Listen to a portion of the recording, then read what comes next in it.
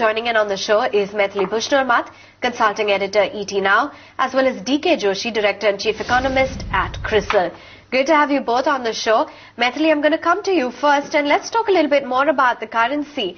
Do you think that the central bank is going to limit now the gains of the rupee from here on, despite the fact that we may get a favorable election outcome? Well, it's very early to say because one really doesn't know what the election outcome is going to be. So my sense is that we're going to see the rupee showing a little bit of sideways movement, roughly between 60 and 61, 61.50. And anything beyond that, maybe the RBI would not be very happy and then might intervene. But for the moment, I think we're going to see only sideways movement, which will continue at least until the election results. That's my sense, because we also have the FOMC meet on Tuesday and Wednesday. So FOMC is expected to continue to announce a tapering. So unless something dramatically changes over there, I don't think we'll see too much movement, neither too many unpleasant surprises or pleasant surprises, whichever way you look at it. Mr. Joshi, wanted to come to you as well with your views on where you see the rupee now headed and on expectations of a favorable election outcome. What's the best case scenario in terms of rupee appreciation versus USD? Well, I think that we'll come to know after May 16th as to where the rupee goes. It'll critically depend on what happens in elections. But I think before that, I agree with Maithili that it will hover around the current levels. I think sometimes going up, sometimes going down. But I think 60, 61 is the level that we expect it to continue until elections. After that, I think the movement will be shaped largely by what happens in elections.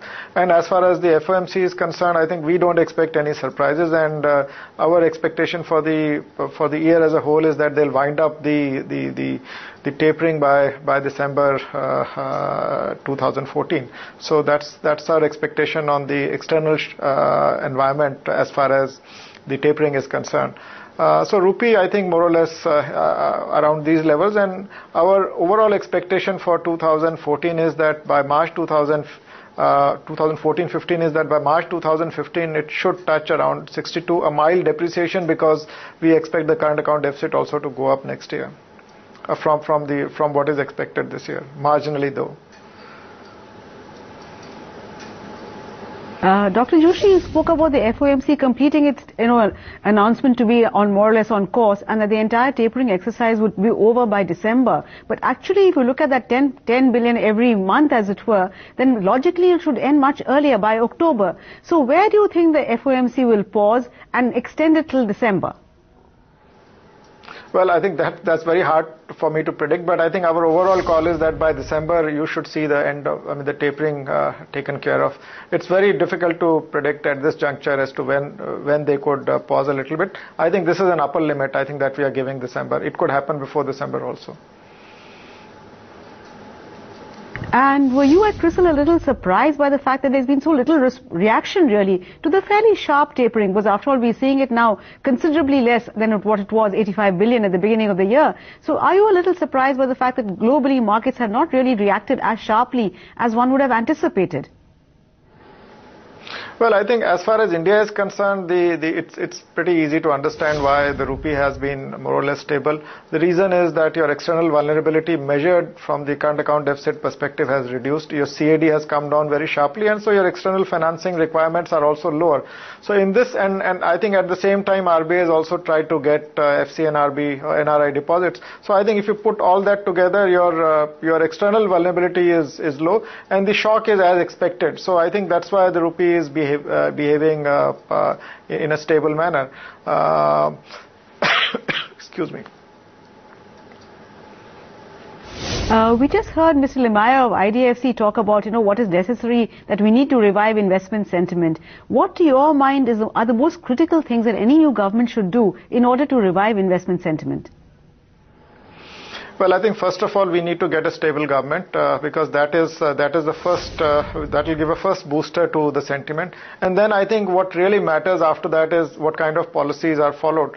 And I think we have pretty sticky issues. From a foreign investor perspective, I think the issue of retrospective taxation should be squarely addressed. But if you look at the domestic front where there are too many problems, I think land acquisition, environmental clearance, you need much more clearer policies and directions as far as these are concerned.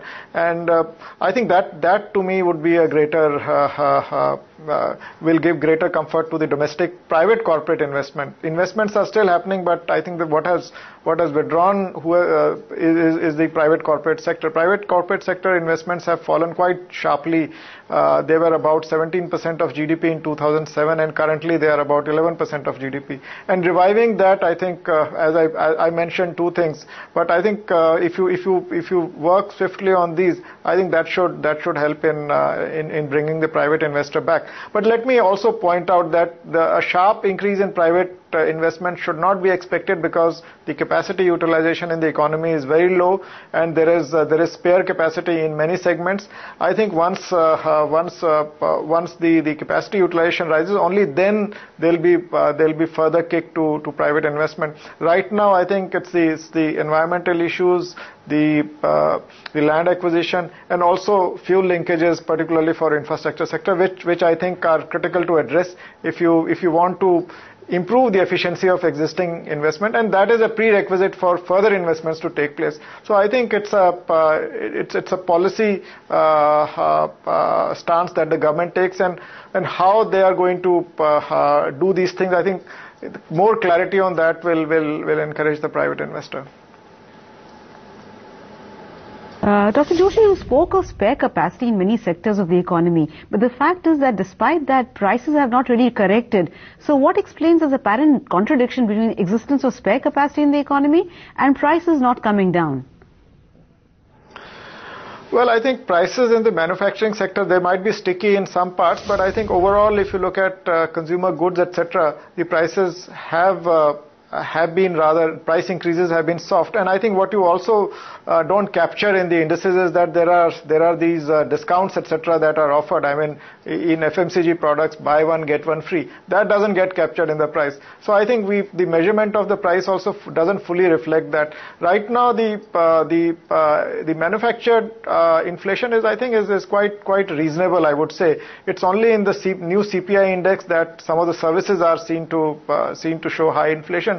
But the manufactured products are despite the cost increases, wage increases, etc., that took place, I think still I would say that the scenario is more benign in the manufacturing sector, where the capacity utilization is quite low.